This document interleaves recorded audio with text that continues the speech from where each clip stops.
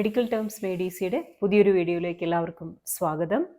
ഇന്ന് നമ്മൾ ഇമ്മ്യൂൺ റെസ്പോൺസസിനെ പറ്റിയും അതേപോലെ പ്രധാനപ്പെട്ട 2 തരം ലിംഫോസൈറ്റ്സിനെ പറ്റിയാണ് ഡിസ്കസ് ചെയ്യുന്നത്. B lymphocyte, B cells and T cells എന്ന് പറയും. യഥാർത്ഥത്തിൽ അവർ ലിംഫോസൈറ്റ്സ് ആണ്. B cell lymphocytes and T cell lymphocytes. അതായത് ലിംഫോസൈറ്റ്സ് നമുക്ക് അറിയാവുന്ന പോലെ ഏറ്റവും പ്രധാനപ്പെട്ട ഒരു ഇമ്മ്യൂൺ സെല്ലാണ്. നമ്മുടെ ല്യൂക്കോസൈറ്റ്സിൽ WBCയിൽ പെടുന്ന സെല്ലാണ്. ഏറ്റവും പ്രധാനപ്പെട്ട ഒരു ഇമ്മ്യൂൺ സെല്ലും കൂടിയാണ്. അപ്പോൾ ഈ ലിംഫോസൈറ്റ്സ് ഉണ്ടാകുന്നത് ആസ് യൂഷ്വൽ എല്ലാ ബ്ലഡ് സെൽസിനെയും പോലെ ബോൺ മാരോയിൽ നിന്നാണ്. ലിംഫോബ്ലാസ്റ്റുകൾ എന്ന് പറയുന്ന ഇമ്മെച്വർ മദർ സെൽസ്, ലിംഫോബ്ലാസ്റ്റ് എന്ന് പറയുന്ന മദർ സെൽസിൽ നിന്നാണ് ഇവരുണ്ടാവുക. ആ ലിംഫോബ്ലാസ്റ്റ് തന്നെ അത് മെച്വറായി വരുമ്പോൾ അതിൽ 3 തരം ലിംഫോസൈറ്റുകളാണ് അതിൽ നിന്നുണ്ടാവുക, ഈ ലിംഫോബ്ലാസ്റ്റിൽ നിന്ന്. അതാണ് നമ്മളിവിടെ കാണുന്ന ബി ലിംഫോസൈറ്റ്സ്, അതേപോലെ ടി ലിംഫോസൈറ്റ്സ്, പിന്നെ നാച്ചുറൽ കില്ലർ സെൽസ് എന്ന് പറഞ്ഞത്. നാച്ചുറൽ കില്ലർ സെൽസ് നമ്മൾ നേരത്തെ ഡിസ്കസ് ചെയ്തിട്ടുണ്ട്. നാച്ചുറൽ ഇമ്മ്യൂണിറ്റിയിലാണ് അത് വരിക. അപ്പോൾ ഈ ബി ലിംഫോസൈറ്റ്സ് ആൻഡ് ടി ലിംഫോസൈറ്റ്സിനെ പറ്റിയാണ് നമ്മൾ ഇന്ന് ഡിസ്കസ് ചെയ്യുന്നത്. ലിംഫോസൈറ്റ്സിൽ ഏറ്റവും പ്രധാനപ്പെട്ട 2 തരം സെല്ലുകൾ. ഈ ബി ലിംഫോസൈറ്റ്സും ടി ലിംഫോസൈറ്റ്സും എപ്പോഴും അക്വയർഡ് ഇമ്മ്യൂണിറ്റിയുടെ ഭാഗമാണ്. നമ്മൾക്കറിയാം 2 തരം ഇമ്മ്യൂണിറ്റി ഉള്ളത്, നാച്ചുറൽ അല്ലെങ്കിൽ ഇന്നേറ്റ് ഇമ്മ്യൂണിറ്റി, രണ്ടാമത്തെ ടൈപ്പ് അക്വയർഡ് അല്ലെങ്കിൽ അഡാപ്റ്റീവ് ഇമ്മ്യൂണിറ്റി. അപ്പോൾ അക്വയർഡ് ഇമ്മ്യൂണിറ്റിയിൽ വരുന്ന 2 പ്രധാന സെല്ലുകളാണ് ഇവർ. അപ്പോൾ ഈ ബി സെൽ ലിംഫോസൈറ്റ്സ് എപ്പോഴും ചെയ്യുന്ന ഒരു കാര്യം എന്ന് പറയുന്നത്, ബി സെൽസ് എപ്പോഴെങ്കിലും ഒരു പത്തോജനുമായിട്ട് അല്ലെങ്കിൽ ഒരു ആൻറ്റിജനുമായിട്ട് കോണ്ടാക്റ്റിൽ വന്നാൽ അവർക്ക് ഒരു ആക്ടിവേഷൻ ഉണ്ടാവുകയും അവർ പ്ലാസ്മ സെല്ലുകൾ എന്ന് പറയുന്ന മറ്റൊരു സെല്ലായിട്ട് ട്രാൻസ്ഫോം ചെയ്യുകയും ചെയ്യും.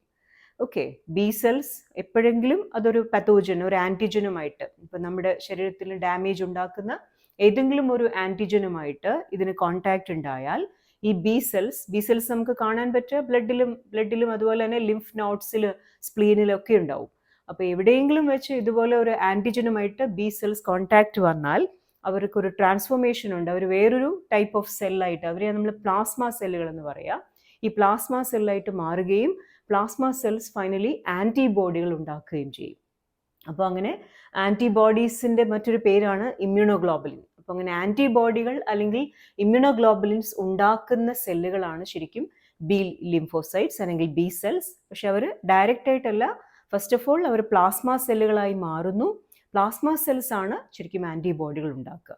ഈ ആൻറ്റിബോഡികളെയാണ് നമ്മൾ ഇമ്മ്യൂണോഗ്ലോബുലിൻസ് എന്ന് പറയുന്നത്. ഇമ്മ്യൂണോഗ്ലോബുലിൻസ് നമുക്ക് കാണാൻ പറ്റുക ബ്ലഡിൽ തന്നെയാണ്.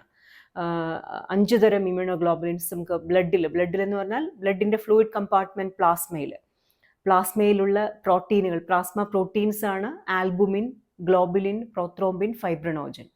അപ്പോൾ ഈ 4 പ്രോട്ടീനുകളിൽ ഗ്ലോബുലിൻസിൻ്റെ കൂട്ടത്തിൽ വരുന്ന പ്രോട്ടീനുകളാണ് ഈ ആൻറ്റിബോഡികൾ അല്ലെങ്കിൽ ഇമ്മ്യൂണോ ഗ്ലോബുലിൻസ്. ഓക്കെ, ഗ്ലോബുലിൻ എന്ന് പറയുന്നത് 4 പ്ലാസ്മ പ്രോട്ടീനുകളിൽ ഒരെണ്ണമാണ്. Okay, albumin, globulin, prothrombin, fibrinogen. അതിൽ ഗ്ലോബുലിൻസിലാണ് നമുക്ക് ആൻറ്റിബോഡികളെ കാണാൻ സാധിക്കുക. അതും പ്രത്യേകിച്ച് ഗാമ ഗ്ലോബുലിൻസ് ആണെന്ന് പറയാം. ഗ്ലോബുലിൻസ് തന്നെ ആൽഫ, ബീറ്റ, ഗാമ ഉണ്ട്, 3 ടൈപ്സ്. അതിൽ ഗാമ ഗ്ലോബുലിനുകളുടെ കമ്പാർട്ട്മെൻറ്റിലാണ് ഈ ആൻറ്റിബോഡികൾ, ഈ പറഞ്ഞ പ്ലാസ്മ സെല്ലുകൾ ഉണ്ടാക്കുന്ന ആൻറ്റിബോഡികൾ അല്ലെങ്കിൽ ഇമ്മ്യൂണോഗ്ലോബുലിൻസിനെ നമുക്ക് കാണാൻ സാധിക്കുക. അവരെയാണ് നമ്മൾ IG എന്ന് പറയുക. ഇമ്മ്യൂണോഗ്ലോബുലിൻ എന്ന് പറയുന്നത് തന്നെ ഒരു ഗ്ലോബുലിൻസുമാണ്. അവർ ഇമ്മ്യൂണിറ്റിയെ ഹെൽപ്പ് ചെയ്യുന്ന, ഇമ്മ്യൂണിറ്റിക്ക് വേണ്ടിയിട്ടുള്ള ഗ്ലോബുലിൻസ് ആണ്. അതുകൊണ്ടാണ് നമ്മൾ ഈ ആൻറ്റിബോഡികളെ ഇമ്മ്യൂണോ ഗ്ലോബുലിൻ എന്ന് വിളിക്കുക, അല്ലെങ്കിൽ IG എന്ന് പറയും. അവരാണ് 5 ടൈപ്പ് ഓഫ് ഇമ്മ്യൂണോഗ്ലോബുലിൻസ് ആണ് നമുക്ക് ബോഡിയിൽ കാണാൻ സാധിക്കുക, ബ്ലഡിലും മറ്റ് ഫ്ലൂയിഡ്സിലും ഒക്കെ ആയിട്ട്. അവരാണ് IgA, IgD, IgE, G and M. ADEGM അങ്ങനെ 5 ആൽഫബറ്റ്സിലായിട്ടാണ് അവരെ നമ്മൾ റെപ്രസെൻറ്റ് ചെയ്യാറുള്ളത്. IgA, IgD, then IgE, IgG and IgM. അപ്പോൾ ഇത് നമുക്ക് പ്രധാനമായിട്ട് ഇവരെ നമ്മൾ ഈ ഇമ്മ്യൂണോഗ്ലോബുലിൻസ് നമ്മൾ പറഞ്ഞല്ലോ പ്ലാസ്മയിലാണ് മെയിൻ ആയിട്ടുള്ളത്, പ്ലാസ്മയിൽ ഗ്ലോബുലിൻ കമ്പാർട്ട്മെൻറ്റ്. പക്ഷേ ഇവരെ നമുക്ക് ഈ ആൻറ്റിബോഡികൾ ഇമ്മ്യൂണോഗ്ലോബുലിൻസിന് നമുക്ക് മറ്റ് ഫ്ലൂയിഡ്സിലും കാണാം. ഫോർ എക്സാമ്പിൾ ഇപ്പോൾ IgG മെയിനായിട്ട് പ്ലാസ്മയിലാണുള്ളത്. ഏറ്റവും കൂടുതൽ നമ്മുടെ ബോഡിയിലുള്ള ഇമ്മ്യൂണോഗ്ലോബുലിൻ, പ്രത്യേകിച്ച് നമ്മുടെ പ്ലാസ്മയിൽ, ബ്ലഡിൽ ഏറ്റവും കൂടുതലുള്ളത് IgG ആണ്. ഏറ്റവും മോസ്റ്റ് അബണ്ടൻറ്റ് ഇമ്മ്യൂണോഗ്ലോബുലിൻ ആൻറ്റിബോഡിയാണ് IgG.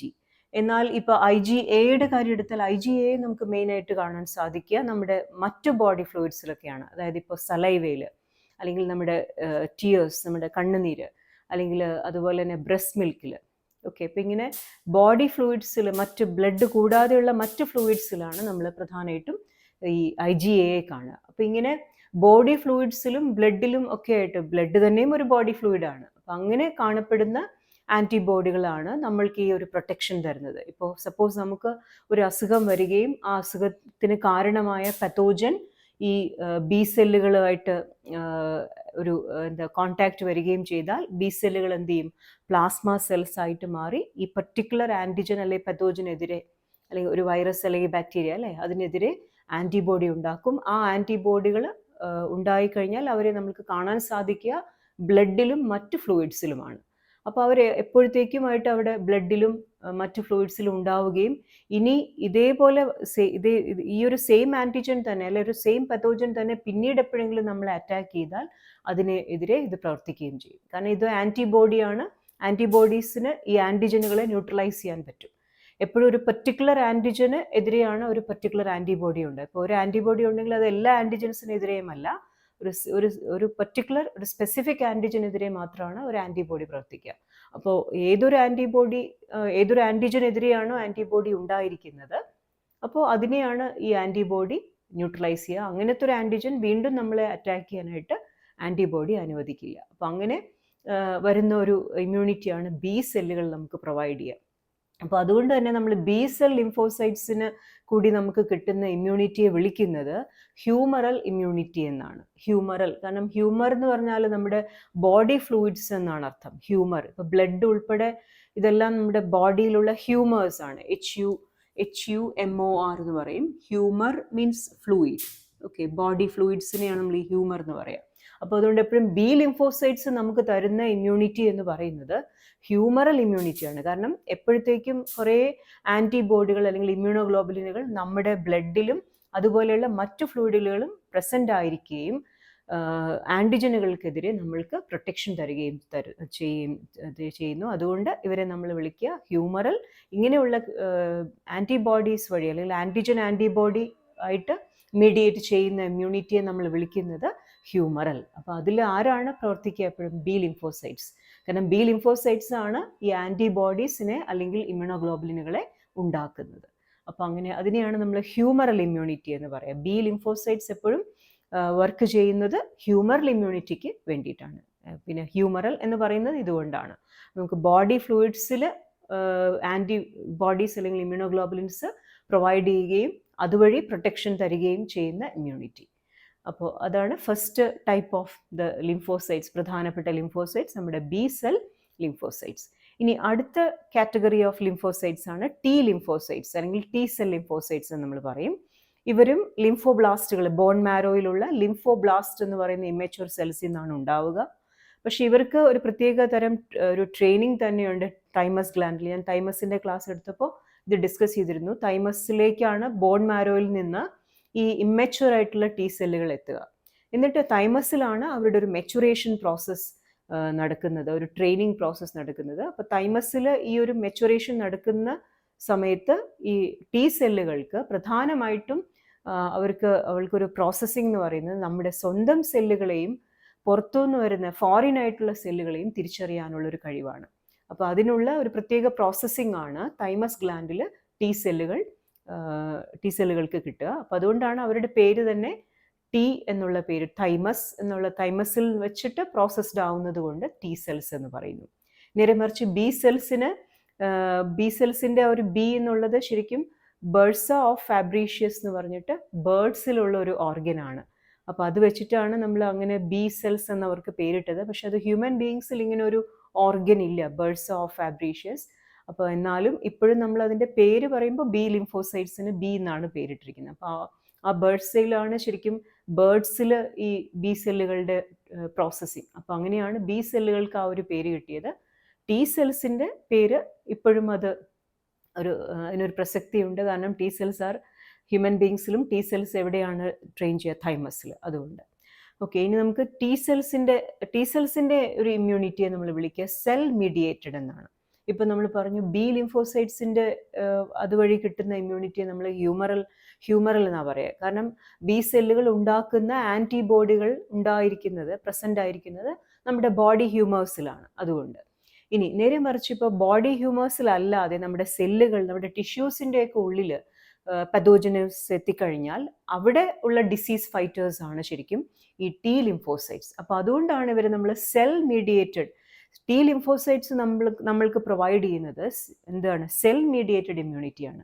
കാരണം ഇവിടെ ഹ്യൂമേഴ്സ് ഒന്നും അല്ല വർക്ക് ചെയ്യുന്നത്, ഹ്യൂമേഴ്സിലുള്ള ആൻറ്റിബോഡികൾ ഒന്നുമല്ല വർക്ക് ചെയ്യുന്നത്. ഈ ടി ലിംഫോസൈറ്റ്സ് ഡയറക്റ്റ് ആയിട്ട് തന്നെ നമ്മുടെ ടിഷ്യൂസിനകത്തൊക്കെ കയറിക്കൂടിയിരിക്കുന്ന പതോജനുകളെ കണ്ടുപിടിക്കുകയും അവർക്കെതിരെ ഒരു കെമിക്കൽ അറ്റാക്ക് തന്നെ നടത്തിയിട്ട്, ഒരു കെമിക്കൽ കില്ലർ സെൽസ് എന്നാണ് ഇവിടെ പറയുക, ടോക്സിക് ആയിട്ടുള്ള കെമിക്കലുകളൊക്കെ ഇഞ്ചെക്ട് ചെയ്ത് ഈ പതോജൻസിനെ, വൈറസുകളെയും ബാക്ടീരിയയും ഒക്കെ നശിപ്പിക്കുന്നു. അപ്പം അങ്ങനെ ഒരു ആൻറ്റിബോഡികളുടെ ഒരു മീഡിയേഷൻ ഒന്നും ഇല്ലാതെ ഡയറക്റ്റായിട്ട് പതോജനിക് സെല്ലും നമ്മുടെ ഈ ടി ലിംഫോസൈറ്റ്സുമായിട്ടുള്ള ഒരു ഇൻട്രാക്ഷനിൽ കൂടിയാണ് ഇവർ പതോജനുകളെ നശിപ്പിക്കുന്നത്. അപ്പോൾ അതുകൊണ്ടാണ് നമ്മൾ ഇതിൻ്റെ ഈ ഒരു ഇമ്മ്യൂണിറ്റിയെ അല്ലെങ്കിൽ ഇങ്ങനത്തെ ഒരു ഇമ്മ്യൂൺ റെസ്പോൺസിനെ സെൽ മീഡിയേറ്റഡ് എന്ന് വിളിക്കുക. സോ സെൽ മീഡിയേറ്റഡ് ഇമ്മ്യൂണിറ്റി എപ്പോഴും വർക്ക് ചെയ്യുന്നത് ടി സെല്ലുകൾ വഴി അല്ലെ ടി ലിംഫോസൈറ്റ്സ് വഴിയാണ്. അപ്പോൾ ഈ ടി സെല്ലുകൾക്ക് ഫസ്റ്റ് ഓഫ് ഓൾ ഞാൻ പറഞ്ഞതുപോലെ അവർക്ക് ഈ ഫോറിൻ ആയിട്ടുള്ള സെല്ലുകളെ എപ്പോഴും തിരിച്ചറിയാൻ സാധിക്കും. അപ്പോൾ അതുകൊണ്ട് എപ്പോഴും അവർ പ്രത്യേകിച്ച് തെരഞ്ഞു പിടിച്ച് അവർ അറ്റാക്ക് ചെയ്യുന്നത് നമ്മുടേതല്ലാത്ത സെല്ലുകളെയാണ്.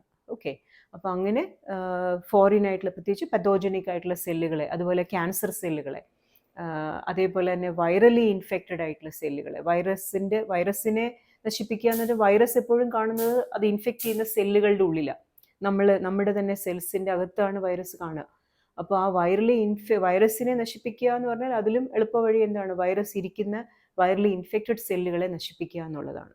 അപ്പോൾ ഇവരെയൊക്കെ തെരഞ്ഞു പിടിച്ച് കണ്ടുപിടിക്കുക, അതിന് മറ്റ് സെല്ലുകളിൽ നിന്ന് അവരെ തിരിച്ചറിയുകയും എന്നിട്ട് അവരെ കെമിക്കലി അറ്റാക്ക് ചെയ്ത് നശിപ്പിക്കുകയും ചെയ്യുന്നവരാണ് നമ്മുടെ ടി സെൽസ്. അപ്പോൾ അങ്ങനെ ഡയറക്റ്റ് ഒരു സെൽ ടു സെൽ ഇൻറ്ററാക്ഷനിൽ കൂടി വർക്ക് ചെയ്യുന്നത് കൊണ്ടാണ് സെൽ മീഡിയേറ്റഡ് എന്ന് ഈ ടി സെല്ലുകളുടെ ഇമ്മ്യൂണിറ്റിയെ പറയുന്നത്. ഓക്കെ, ഇനി നമുക്ക് ടി സെല്ലുകൾ ആക്ച്വലി ഒരു ടൈപ്പ് മാത്രമല്ല, അവിടെ തന്നെ 3 തരത്തിലുണ്ട് ടി സെല്ലുകൾ തന്നെ.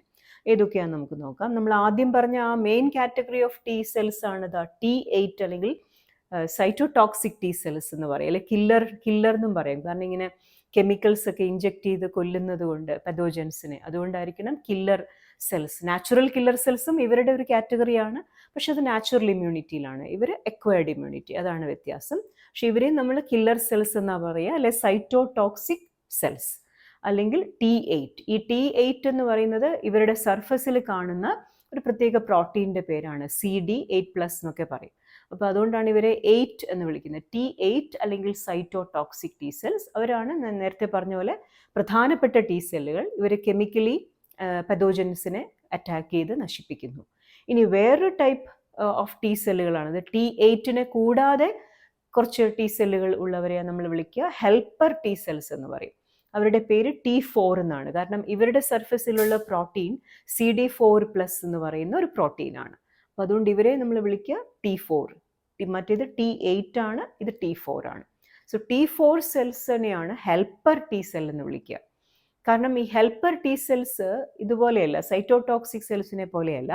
അവരെന്താ ചെയ്യുകയെന്ന് വെച്ചാൽ നമ്മൾ നേരത്തെ പറഞ്ഞ ബി ലിംഫോസൈറ്റുകളെയും അതേപോലെ തന്നെ ഈ സൈറ്റോടോക്സിക് ടി സെല്ലുകളെയും പ്രൊമോട്ട് ചെയ്യുന്നു. അവരുടെ എണ്ണമൊക്കെ കൂട്ടുകയും അവരെ ഒരു പെർട്ടിക്കുലർ ഏജന്റിനെതിരെ തിരിച്ചുവിടുകയും ചെയ്യുന്ന 2 ടൈപ്പ് ഓഫ് ഇമ്മ്യൂണിറ്റി, അതായത് സെൽ മീഡിയേറ്റഡ് ആയാലും ഹ്യൂമറൽ ഇമ്മ്യൂണിറ്റി ആയാലും, ഇത് രണ്ടിനെയും പ്രൊമോട്ട് ചെയ്യുന്ന, ഹെൽപ്പ് ചെയ്യുന്ന സെല്ലുകളാണ്, ടി സെല്ലുകളാണ് ഹെൽപ്പർ ടി സെൽസ് എന്ന് പറയാം. അപ്പോൾ അവർ എന്തായാലും ടി സെല്ലുകളെ മാത്രമല്ല, നമ്മുടെ T8 സെൽസിനെ മാത്രമല്ല, ബി ലിംഫോസൈറ്റുകളുടെ ഫങ്ഷനിങ് അത് പ്രൊമോട്ട് ചെയ്യുന്നു.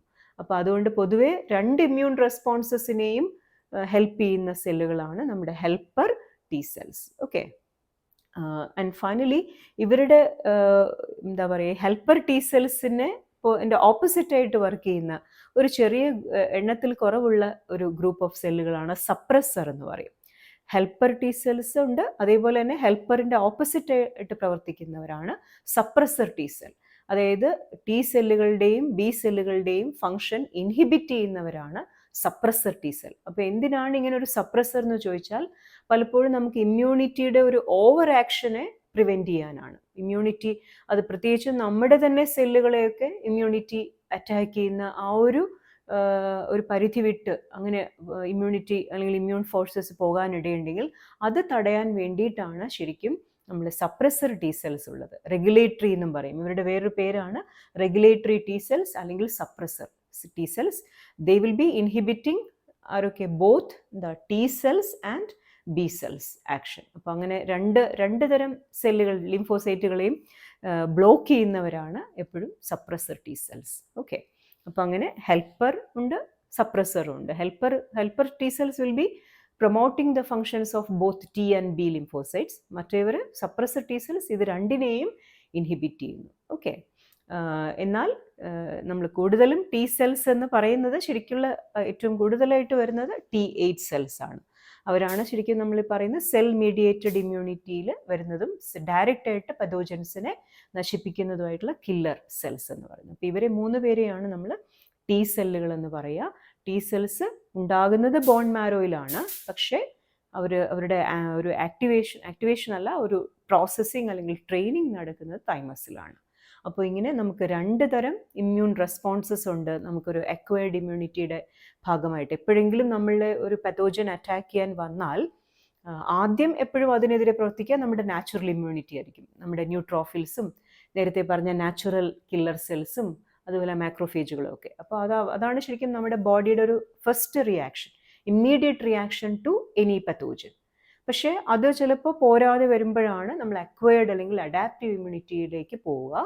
അപ്പോൾ അഡാപ്റ്റീവ് ഇമ്മ്യൂണിറ്റിയിൽ എപ്പോഴും ഈ 2 തരം സെല്ലുകളാണ് വർക്ക് ചെയ്യുന്നത്. 2 പേരും ലിംഫോസൈറ്റ്സ് ആണ്, T lymphocytes and B lymphocytes. So B lymphocytes എന്താ ചെയ്യുക? പ്ലാസ്മ സെല്ലുകളായിട്ട് മാറി ആൻറ്റിബോഡികൾ ഉണ്ടാക്കും. ഈ ആൻറ്റിബോഡികൾ നമ്മുടെ പതോജനിക് സെല്ലിനെ നശിപ്പിക്കും. എന്നാൽ ടി സെല്ലുകൾ എന്താ ചെയ്യുന്നത്? ഡയറക്റ്റ് ആയിട്ട് തന്നെ പതോജൻസിനെ കണ്ടുപിടിച്ച് അവരെ നശിപ്പിക്കുന്നവരാണ് ടി സെൽസ്. അപ്പോൾ ബി സെല്ലുകൾ വഴി കിട്ടുന്ന ആ ഒരു, അല്ലെങ്കിൽ ബി സെൽസ് വർക്ക് ചെയ്യുന്ന ആ രീതിയിലുള്ള ഒരു ഇമ്മ്യൂണിറ്റിയുടെ റെസ്പോൺസിനെയാണ് നമ്മൾ ഹ്യൂമറൽ എന്ന് പറയുക. കാരണം അത് ഹ്യൂമേഴ്സുമായിട്ട്, ബോഡിയിലെ ഫ്ലൂയിഡുകളുമായിട്ട് ബന്ധപ്പെട്ട് ആൻറ്റിബോഡീസ് ഉണ്ടായിരിക്കുന്നത് ഇതുപോലത്തെ ഫ്ലൂയിഡുകളിലാണ്. അതുകൊണ്ട് ആൻഡ് സെൽ മീഡിയേറ്റഡ് എന്ന് പറയാൻ കാരണം ബിക്കോസ് ഡയറക്റ്റ് ആയിട്ട് സെല്ലുകൾ തമ്മിലുള്ള ഇൻട്രാക്ഷൻ ആയിട്ടാണ്. അത് ബോഡി ഫ്ലൂയിഡിന് അതിൽ റോളൊന്നുമില്ല. നമ്മുടെ പതോജനിക് സെൽസും ഈ പറഞ്ഞ ടി സെല്ലുകളുമായിട്ട് ഡയറക്റ്റ് ഇൻട്രാക്ഷൻ കൂടി കിട്ടുന്ന, അല്ലെങ്കിൽ അതുവഴി വർക്ക് ചെയ്യുന്ന ഇമ്മ്യൂൺ റെസ്പോൺസസിനെയാണ് നമ്മൾ എന്ത് പറയുക? Cell mediated. അപ്പം ഇങ്ങനെ ഈ 2 ടൈപ്പ് ഓഫ് സെല്ലുകളിലും അവരുടെ ഇൻവോൾവ് ആയിട്ടുള്ള റെസ്പോൺസസുമാണ് നമ്മളിപ്പോൾ ഡിസ്കസ് ചെയ്തത്. അപ്പോൾ ഇത് കൂടാതെ നിങ്ങൾ ഇമ്മ്യൂണിറ്റിയുടെ ക്ലാസിഫിക്കേഷനും കൂടി കാണണം. എന്നിട്ട് വേണം നിങ്ങൾ ഈ ഒരു വീഡിയോ കാണാൻ, എന്നാലാണ് നിങ്ങൾക്ക് കുറച്ചുകൂടി മനസ്സിലാവുക. അപ്പോൾ ഇനിയിപ്പോൾ നമുക്ക് ഇതുകൂടി കഴിഞ്ഞ് നമുക്കിനി ഡിസീസസും ഒക്കെ ആയിട്ട് ഇമ്മ്യൂൺ സിസ്റ്റം അല്ലെങ്കിൽ ലിംഫാറ്റിക് സിസ്റ്റത്തിൻ്റെ ഡിസീസസും കൂടി നമുക്ക് ഡിസ്കസ് ചെയ്യാം. അപ്പോൾ ഞാൻ വീഡിയോ കൺക്ലൂഡ് ചെയ്യാണ്. അതേപോലെ നിങ്ങൾക്ക് എന്തെങ്കിലും സജഷൻസോ ഒക്കെ ഉണ്ടെങ്കിൽ, ഏതെങ്കിലും ഒരു ലിംഫാറ്റിക് സിസ്റ്റം അല്ലെങ്കിൽ ഇമ്മ്യൂണിറ്റി റിലേറ്റഡ് ഏതെങ്കിലും ടോപ്പിക്സ് വേണമെങ്കിലും സജസ്റ്റ് ചെയ്യുക. അതുപോലെ ചാനൽ സബ്സ്ക്രൈബ് ചെയ്തിട്ടില്ലെങ്കിൽ സബ്സ്ക്രൈബ് ചെയ്യുക. ഓക്കെ, നമുക്കിനി നെക്സ്റ്റ് വീഡിയോയിൽ കാണാം. Thank you.